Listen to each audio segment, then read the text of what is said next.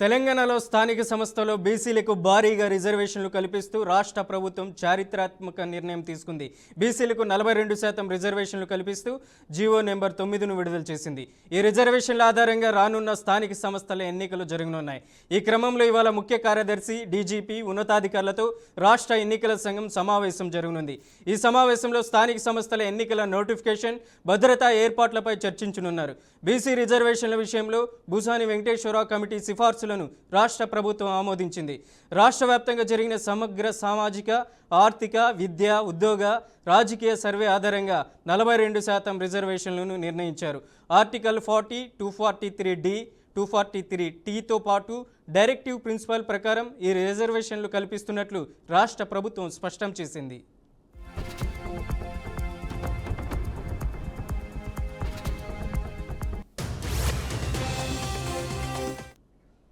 ఇక ఇదే అంశానికి సంబంధించి మరింత సమాచారం అందించడానికి మా ప్రతినిధి శ్రీనివాస్ ఫోన్ లైన్లో ఉన్నారు. శ్రీనివాస్, తెలంగాణలో సంబంధించి 42% రిజర్వేషన్కి సంబంధించి అప్డేట్ ఏంటి? Good morning Manoj.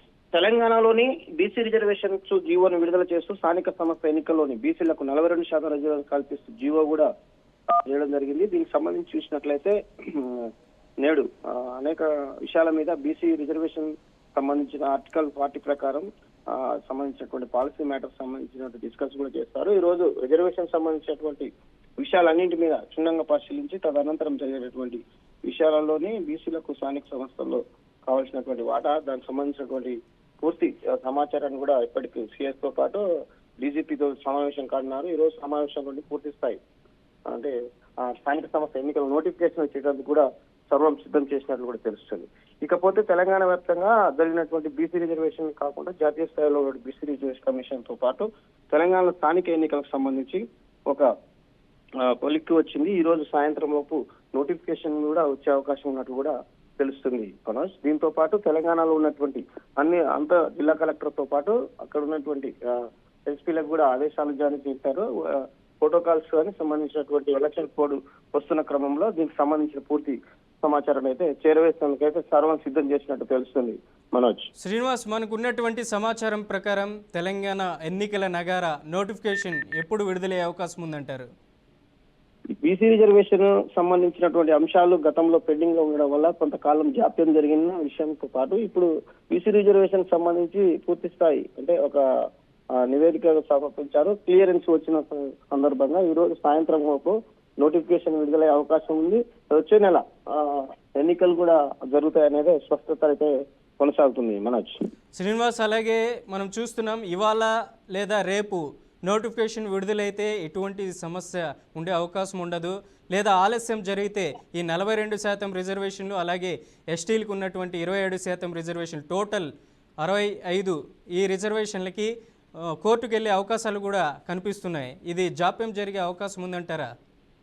మనోజ్, గతంలో చూసాము అనేక నోటిఫికేషన్లు కూడా అనేక సార్లు చేయడం జరిగింది. అయితే గతంలో కొంతకాలంగా బీసీ రిజర్వేషన్ పేరుతో జాప్యం జరిగిన విషయం అది వాస్తవంగా అందరూ ధృవీకరిస్తున్నారు. దీనికి సంబంధించి ఇమీడియట్లీ నోటిఫికేషన్ ఇస్తే ఏదైతే బీసీ రిజర్వేషన్ 42% గతంలో ఉన్నటువంటి ఎస్టీ రిజర్వేషన్ కి సంబంధించినటువంటి విషయాలన్నింటినీ పరిగణలోకి తీసుకోవాలని ఇప్పుడు ఎలక్షన్ కమిషన్ కూడా ఆదేశాలు ఇస్తున్నట్లు కూడా తెలుస్తుంది. దీనికి సంబంధించి నోటిఫికేషన్ వచ్చినట్లయితే బీసీకి సంబంధించినటువంటి 42% ఉన్న రిజర్వేషన్ అమల్లోకి వస్తుందనేది పెద్ద ఎత్తున ఆశాభావాలు కూడా వ్యక్తం చేస్తున్నారు. ఇదే విషయాన్ని కంటిన్యూషన్ లో నోటిఫికేషన్ వస్తే అమల్లోకి రావచ్చు అనేది జాప్యం జరిగినట్లయితే కొంత ఇబ్బందికరమైన పరిస్థితి ఏర్పడతాయని మరికొంతమంది కూడా అనుకుంటున్నటువంటి పరిస్థితి మనోజ్. శ్రీనివాస్, అలాగే 2019లో స్థానిక సంస్థల ఎన్నికలు నిర్వహించారు. అప్పటి ప్రభుత్వం ఉన్నటువంటి బీఆర్ఎస్ ప్రభుత్వం 27% రిజర్వేషన్లతో ఎస్సీ ఎస్టీలకి వెళ్ళింది.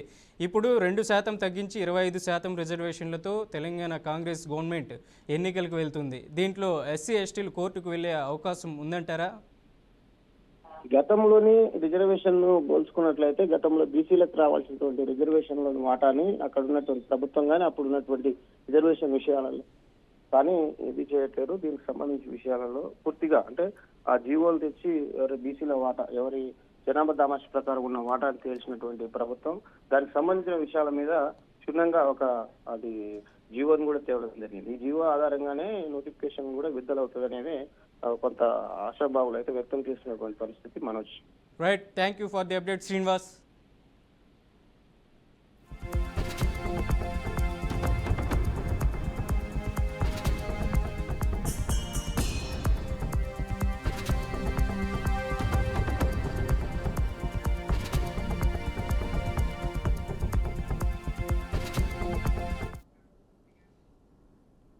తెలంగాణలో కొత్త డీజీపీగా 1994 బ్యాచ్కు చెందిన ఐపీఎస్ అధికారి శివధర్ రెడ్డి నియమితులయ్యారు. అక్టోబర్ 1న ఆయన అధికారికంగా డీజీపీ బాధ్యతలు చేపట్టనున్నట్లు అధికారులు తెలియజేశారు. శివధర్ రెడ్డి విస్తృత అనుభవంతో రాష్ట్ర పోలీస్ శాఖను ముందుకు నడిపే దిశగా కీలక పాత్ర పోషించనున్నారు.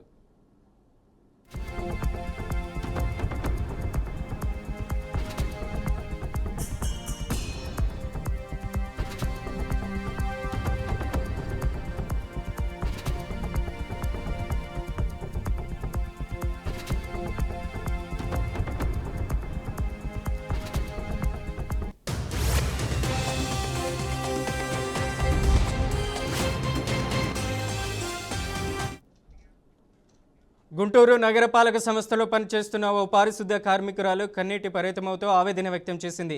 తనపైన జనసేన కార్పొరేటర్ శ్రీనివాసరావు కులదూషణ చేస్తూ అసభ్య పదజాలం చేశాడని ఆరోపించారు. దీంతో కార్మిక సంఘాలు తీవ్రంగా స్పందిస్తూ బాధితురాలికి న్యాయం చేయాలని డిమాండ్ చేశారు. లాలాపేట్ పోలీస్ స్టేషన్లో కార్పొరేటర్పై ఫిర్యాదు చేశారు. గుంటూరు నగరంలో వ్యాధులు ప్రబలుతున్న నేపథ్యంలో మున్సిపల్ కార్మికులు ప్రజల ప్రాణాలని ఆరోగ్యాన్ని కాపాడే దానికోసం వాళ్ళ ప్రాణాలు పరంగా పెట్టి పనిచేస్తున్నటువంటి నేపథ్యంలో ప్రస్తుతం జనసేన కార్పొరేటర్గా ఉన్నటువంటి సంకూరి శ్రీనివాసరావు గారు మహిళా కార్మికుల పట్ల దురుసుగా అసభ్యంగా మాట్లాడటం సరైన పద్ధతిగా దీన్ని సిఐటియు అనుబంధ మున్సిపల్ కార్మిక సంఘంగా ఖండిస్తా ఉన్నాం. ఎవరైతే మున్సిపల్ కార్మికురాలిపైన అసభ్యంగా ప్రవర్తిస్తూ అసభ్యంగా మాట్లాడుతూ బూతులు తిట్టినటువంటి ఆ సంకూరి శ్రీనివాసరావు గారి మీద SC/ST అట్రాసిటీ యాక్ట్ కింద కేసు నమోదు చేసి వెంటనే చర్యలు తీసుకోవాలని చెప్పి కోరుతా ఉన్నాం. ఇది మొదటిసారి కాదు, గతంలో కూడా ఈ విధంగా 4-5 సార్లు ఆయన అలా ప్రవర్తించారని చెప్పేసి నా కార్మికులు చెప్తున్నారు. అందుకని వెంటనే చర్యలు తీసుకోవాలని, అట్లాగే అవసరమైతే అతన్ని కార్పొరేటర్ పదవి నుండి కూడా తొలగించాలని చెప్పేసి మేము డిమాండ్. అనంతపురం జిల్లా ఉరవకొండ ప్రభుత్వ ఆసుపత్రిలో వైద్యుల నిర్లక్ష్యం చిన్నారి ప్రాణాన్ని బలిగొంది. వజ్రకరూరు మండలం చాబాలకు చెందిన 5 ఏళ్ల అమరున్ జ్వరంతో ఆసుపత్రికి తీసుకొచ్చారు. డ్యూటీలో ఉన్న డాక్టర్ ఇస్మాయిల్ చిన్నారిని పరీక్షించకుండా విశ్రాంతి తీసుకుంటూ ఉన్నారని కుటుంబ సభ్యులు ఆరోపించారు. చికిత్స అందకపోవడంతో బాలుడు ఉదయానికి మృతి చెందాడు. తమ కుమారుడిని వైద్య నిర్లక్ష్యమే బలి తీసుకుందని బాధిత కుటుంబ సభ్యులు ఆవేదన వ్యక్తం చేశారు. ఘటనపై పూర్తిస్థాయి విచారణ చేపట్టాలని స్థానికులు అధికారులను కోరుతున్నారు. హాస్పిటల్ ఉందని బాగా చూస్తారని గవర్నమెంట్ హాస్పిటల్కి వచ్చినాము. 11 కల్లా ఇటుకు వచ్చినాం. 11 ఇతడు ఫీవర్ వచ్చింది, పిలుచుకొస్తే ఆ టైంలో నర్స్ చూసింది కానీ ఇంజెక్షన్ వేసింది అంతే. ఆ టైంలో బాటిల్ ఏం పెట్టింది. బావుకైతే సీరియస్ ఉంది, మీరు అనంతపూర్ కన్నా కూడా రాసిలేదు. ఆమె ఏదో డాక్టర్ అనుకోని ఆమె గొప్పగా డాక్టర్ ఫీల్ అయ్యి డాక్టర్కి ట్రీట్మెంట్ చేసేది, బావుకి ట్రీట్మెంట్ చేసింది. ఆ టైంలో డాక్టర్ ఫోన్ చేసినా కానీ డాక్టర్ ఆ టైంలో హాస్పిటల్లో ఉన్నాడు. కానీ డాక్టర్ ఎక్కడున్నాడు? పైన ఫ్లోర్లో ఉన్నాడు, రూమ్లో పడుకున్నాడు. ఈమె ఫోన్ చేస్తే నువ్వే చూడమ్మా అని చెప్తున్నాడు. ఈమెకి బాబే కారణం డాక్టర్ పైన ఉన్నా కానీ డాక్టర్ కిందకి రాలేదు. ఈమెకి ఏం తెలుసుకోకుండా ఈమె ఫస్ట్ పేషెంట్ వస్తే ఎట్లా రిసీవ్ చేసుకోవాలా, ఏమైందమ్మా ఈమె పోతే ఈమె సీరియస్ అవుతుంది, పేషెంట్ పోతే సీరియస్ అవుతుంది. ఆయన బాబే కారణం డాక్టర్ నడిచేసారు, నెగ్లెక్ట్ వల్ల పోయినారు. బావుకి 4 గంటలు సీరియస్ అయినప్పుడు ఆ టైంలో డాక్టర్ ఏం చేస్తున్నాడు? ఊరిని హార్ట్బీట్ ఫేస్ చేస్తున్నాడు తప్ప ఆ బావుకి ఏమైంది? స్పెషలిస్ట్ ఏమైనా చేస్తామనుకో, డాక్టర్ బిల్ పంపిద్దామని ఏ కామన్ సెన్స్ లేదు. మినిమం ఊరినే చూస్తున్నాడు తప్ప ఆ లాస్ట్కి మేము అనుకున్న బావు మూగాకు అంటే బావు ఏం మాట్లాడుకోండి మేము ఏడుతున్నా కానీ ఇంకా ట్రీట్మెంట్ చేస్తున్నాం తప్ప మా బావుకి ఇట్లా పరిచయం ఉందని చెప్పి హాస్పిటల్కి వెళ్ళి అంబులెన్స్ ఫోన్ చేసి పైన అనంతపూర్ కూడా పంపిలేస్తాం మమ్మల్ని. బావు చచ్చిపోయే కారణం డాక్టర్లే. సంవత్సరాల పిల్లోడు అహన్ కుమార్ అనే పిల్లోడు మనకు రాత్రి 12:10కి వామిటింగ్స్ అని చెప్పేసి వచ్చినారు. వామిటింగ్స్ అని చెప్పి రావడంతో డీహైడ్రేషన్ ఉన్నాడని చెప్పేసి వామిట్ అయిండు. మనం తర్వాత ఆరెండు డీహైడ్రేషన్ కరెక్షన్ కోసం పెట్టాము. తర్వాత వాళ్ళకి మనకు గత 3-4 రోజుల నుంచి రెస్పిరేటరీ ట్రాక్ట్ ఇన్ఫెక్షన్తో సఫర్ అవుతూ ఉన్నాడు. ఆ హిస్టరీ మనకేం చెప్పలేదు. తర్వాత సడన్గా బీపీ కొలాప్స్ అయిపోవడం వల్ల 3:30కి కిందికి వచ్చేసి బీపీ స్టేబుల్ చేయడానికి కోసము, తర్వాత పేషెంట్ని షాక్ నుంచి ఇది చేయడానికి కోసం చాలా విధాల ప్రయత్నం చేసినా బాగా రెస్పాన్స్ కాకుండా ప్రాణాలు పోవడం జరిగింది. ఆ విషయము అటెండర్స్ కూడా చెప్తే వాళ్ళు దానికి జీర్ణించుకోలేక డాక్టర్ల మీద కానీ వైద్య సిబ్బంది మీద కానీ ఇష్టానుసారంగా మాట్లాడుతూ చాలా రకాలుగా మాట్లాడుతూ ఇబ్బంది పెడతా ఉన్నారు. కానీ వాస్తవం జరిగిన విషయం అయితే అది. కానీ గత 5-6 రోజుల నుంచి పిల్లడు న్యూమోనియాతో సఫర్ అవుతా ఉన్నాడు. వాస్తవం అది. గత 5 రోజులుగా వాళ్ళు ప్రైవేట్ ఆసుపత్రిలో చూపించుకుంటా ఉన్నారు. ప్రైవేట్ ఆసుపత్రిలో చూపించుకుంటా ఉన్నప్పుడు నిన్న రాత్రి వెళ్ళి అక్కడికి వెళ్ళి ఫోన్ చేసినా రెస్పాండ్ కాలేదని చెప్పేసి ఒకేసారి గవర్నమెంట్ ఆసుపత్రికి వచ్చేసి పిల్లలు ఇక్కడ మేము రెస్పాండ్ కాలేదని చెప్పేసి మా వైద్య సిబ్బందితో గవర్నమెంట్ సిబ్బందితో మాతో ఇక్కడ లడాక్ రాష్ట్రాన్ని సాధించేందుకు ఉద్యమిస్తున్న కార్యకర్త సోనం వాంగ్చుక్ను పోలీసులు అరెస్ట్ చేశారు. లడాక్లో చోటు చేసుకున్న అల్లర్లకు కారకుడిగా సోనం పేర్కొంటున్నారు. యువతను ఆయన రెచ్చగొట్టారని ఆరోపణలు ఉన్నాయి. 2 రోజుల క్రితం వాంగ్చుక్ చేసిన ప్రకటనల వల్లే లేహ్ ప్రాంతంలో హింసాత్మక ఘటనలు చోటు చేసుకుంటున్నాయని కేంద్ర ప్రభుత్వం ఒక ప్రకటనలో తెలిపింది.